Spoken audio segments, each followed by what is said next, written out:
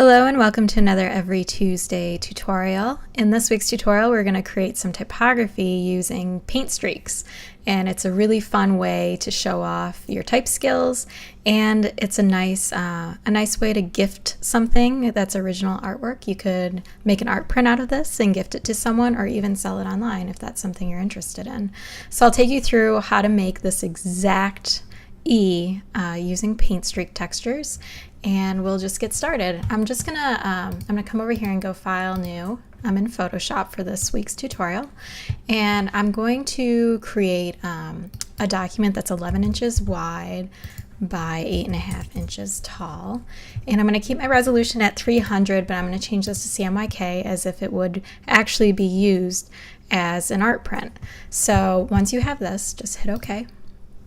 And now we need a base, so we need something to trace from. It helps a lot if you're just not freehanding it. That way you have an outcome that looks more like what you're going for. So I'm just going to hit T on my keyboard to activate my type tool. I'm just going to click once and then type the letter E. And I'm going to use the font Botanica Script. And this is the E that I'm going to use as my base, and I'll leave links to all the assets that I'm mentioning in this tutorial in the video description. So make sure to check that out and you'll be able to pick up everything that I mentioned right there. So obviously this is way too small. If I zoom out, I'm just going to hit Command T or Control T on a PC to scale this. I'm going to hold Shift as I click and drag a corner node. Make it nice and big so we've got a really nice base to work off of and we can see all of our details really well. So I've scaled this up to about 550 points. So I'm just going to zoom right back in, and now that I've got my E layer right here, now I can start laying some textures on top of them. So I'm using the paint streak texture kit that I created a few weeks ago, and I will leave a link to that. And I also did give a couple of those away for free, so I'll leave the blog post for where you can pick those free ones up too if you just want to experiment first. So I'm going to go File, Place, and grab one of these. So the first one I'm going to grab is number 20, and it's in the abstract folder of the kit. And I want to keep all of this within the same kind of color family, so I'm using mostly blues for this. That way it seems a little more natural, like it could have actually been painted. If I have too many different colors, it looks a lot more computer generated than freehand, and that's what we really want this to come off as. So I'm going to scale this down slightly, and the next thing I'm going to do is I'm going to rotate this somewhere between this angle, because I need it to curve a little bit up here and I need it to curve a little bit down here. So I'm kind of finding some middle ground. That way I don't have to overcompensate on one end or the other. It's kind of the same. I'm going to scale it down a little bit more. And then when I'm happy with the angle that I've rotated it at, I'm just going to hit Return or Enter on my keyboard. Next, I need to be able to see the E behind this paint streak texture, so I'm going to set my layer over here to 50% just so I can see through it. So now that I have it at 50% opacity, I'm going to hit Command T or Control T on a PC to free transform this. And the really awesome thing about using this smart object is I can warp it. So I'm going to right click and choose warp, and whatever I do here I can come back to later. So even if I change something and then hit enter or return by accident to commit those changes, I can come back and hit Command T or Control T on a PC, free transform, go back to my warp, and I can change this again, which doesn't always happen if you are distorting or skewing it. So this is warping's pretty cool in that sense. So what I'm going to do is come in here kind of close, and I'm just going to start following. You can grab these corner nodes, and these are handles. So like in Illustrator, it determines the curve of your path, and these nodes will determine where your path goes. So you can kind of just grab those nodes and then adjust the handles to fit where you want them to go. So obviously I need this curve happening up at the top, and then this is a little longer than it needs to be, so I'm just going to quickly bring it up here. It's being warped, so there is some smushing going on, but luckily paint streak textures are really forgiving in that it looks natural and it's not quite as obvious that they are being warped, because paint streaks are such a naturally flowing thing that it makes sense if they are warped a little bit. So I'm just going to go through this kind of quickly just to give you an idea of how to warp it. This curve's a little too severe for me, so I'm going to bring this in slightly. And it is paint, so it's fine if it looks a little messy or a little off path. At the end of the day, you have to be happy with what you make. So as long as you're cool with where it ends up, that's all that really matters.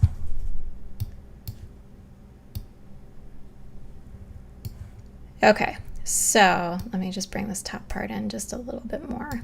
All right, so I'm just going to hit enter or return.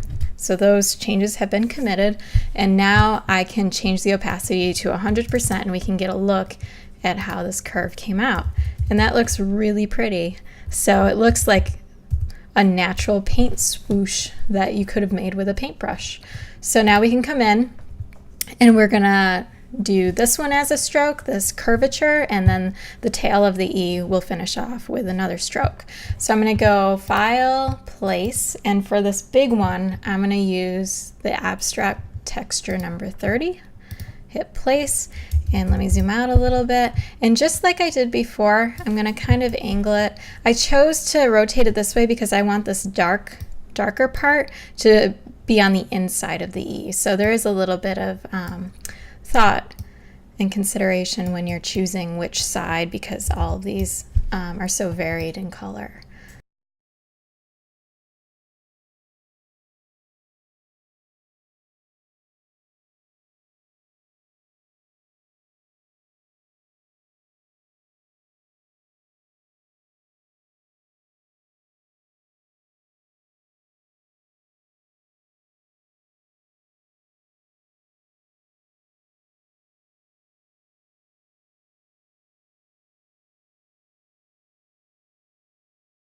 All right, let's see what that looks like. I'm going to hit enter and then increase this to 100%.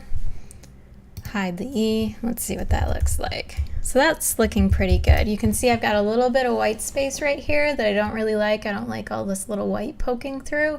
So like I mentioned earlier, the nice thing about warp is I can free transform, choose warp, and then everything that I had done before I get to keep. It didn't make it so permanent that I have to kind of start over. So I really, really like that about the warp tool. So I'm just kind of bringing this up and over a little bit more. Feels a little more natural.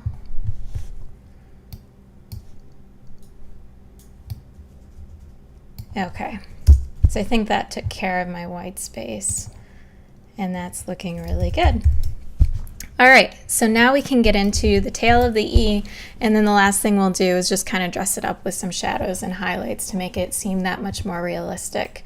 So let me turn my E back on, and for the tail, I'm going to use number 33. Place. Once again, I'm going to scale it down.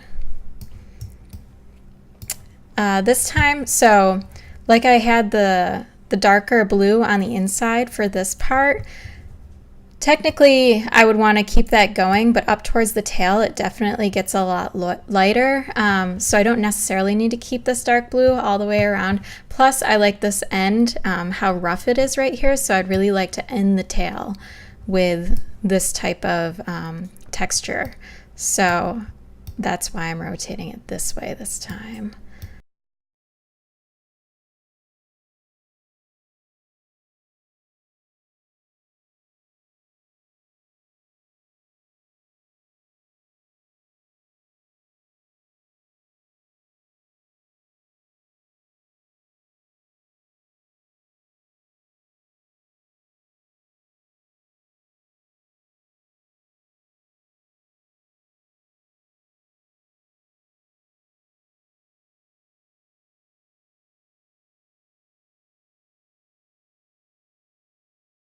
What this looks like. Change it to 100%, set it behind the one that we just made, and turn off the E. And that looks pretty good. It feels a little too fat down here for me, so I'm just going to manually adjust this really quick. Warp, and just bring this part up a little bit more. just so I've got it a little bit more of a consistent width. Maybe widen this one slightly. And obviously the E that we brought in as our guide, it was meant to be a guide. So when you start applying your finishing touches, definitely feel free to adjust things, rotate them a little bit to get it exactly how you'd prefer it to look. So this is looking really good to me. So now we just need to go in and add some final touches. I really like how rough it looks right here. This is a little rougher than I probably would keep it, but for the sake of time, I want to get to showing you the highlights and the shadows. So the first thing we need to do is set a shadow right underneath the E, someplace for it to rest. And I'm going to show you my little trick for adding shadows really quickly.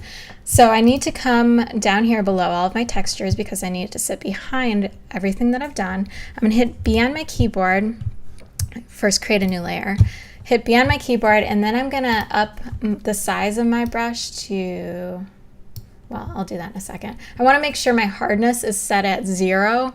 I want an extremely soft brush for this. So I'm just going to increase this in size. This looks like a good size. I'm going to make sure black is in the front because I want this to be black because it's my main shadow. And then I'm just going to click once. So this is going to make a big shadow. And you want to make sure that the top part of the shadow, because it is so soft, it extends so far up, you want to make sure it doesn't bleed off your artboard, because it'll affect what I'm about to show you what to do. So when you brush it, you want to make sure that it's all contained within your artboard. Next, I'm going to hit V on my keyboard to activate my selection tool. Then I'm going to hit Command-T or Control-T on a PC. This is my free transform, and now watch this. All I'm going to do is click this top node, drag it down, way down, and suddenly I've got a nice little bottom shadow, and I can bring in the sides a little bit.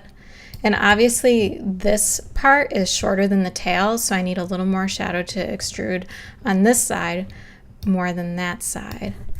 And I can just bump it down with my arrows a little bit, hit enter, and now all of a sudden it's sitting on something. It's definitely too dark though, so let's bring the opacity down to, let's see what 50% looks like. That looks pretty good. Okay. So that part's done. Now we need to add in shadows on the rest of our shapes. And let me just label these. It's always good.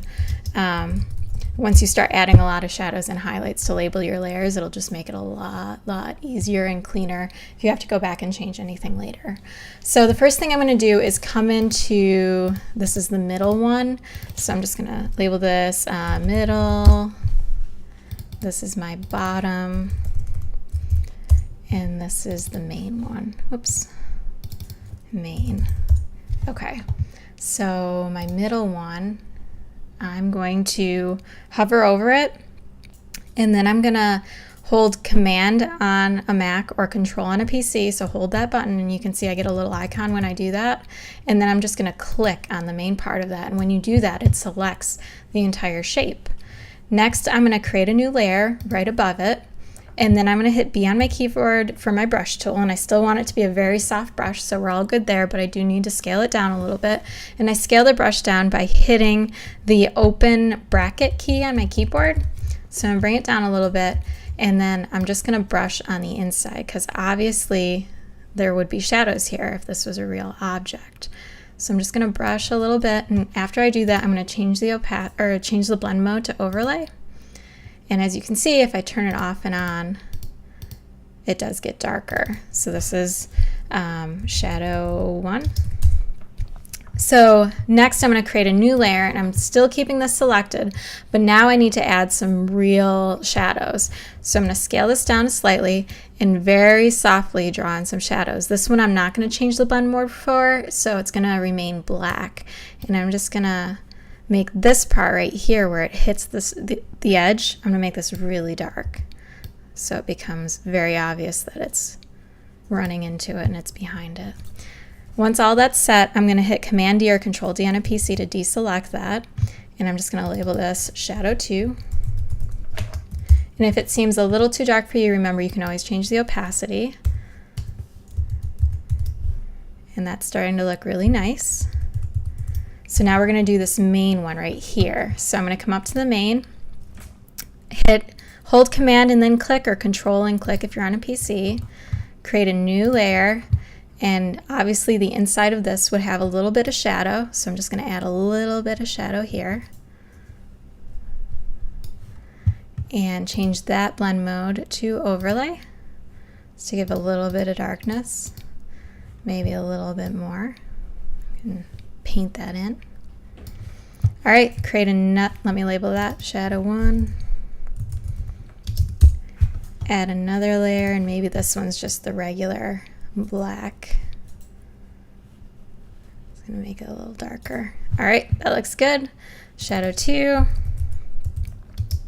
And now we need to add a highlight. So I'm gonna click add new, change my brush from black, which you can see right here, to white. And all I have to do is hit X on my keyboard and it'll change it to white right here. It just switches those two. That's the keyboard shortcut for that. So I'm just gonna lightly paint, let me increase my brush a little, right on top, because I'm imagining my paint or my light source coming from over here. So I'll have highlights up here and I'll have shadows down here. So give that a little bit of highlight, and then change this one also to overlay, and that actually looks pretty good.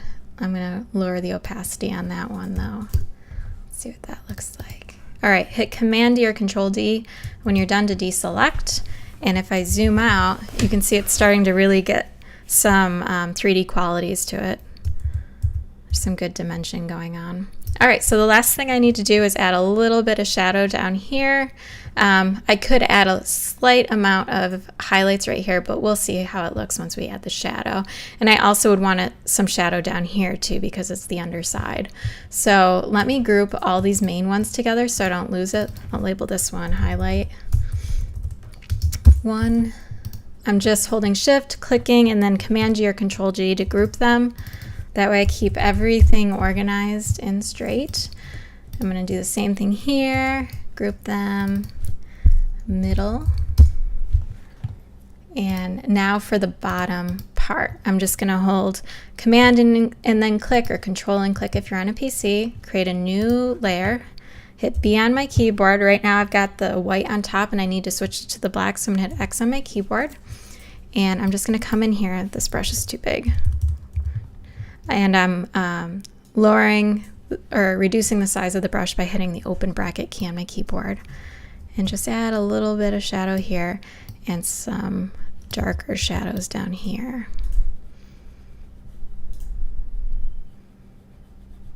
Okay, change that to overlay,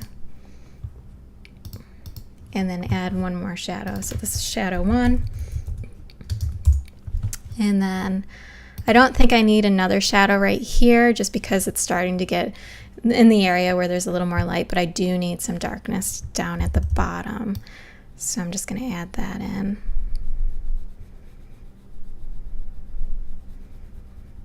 Okay, and then Command D or Control D to deselect, label my layer, shadow 2, group them, and this is my bottom.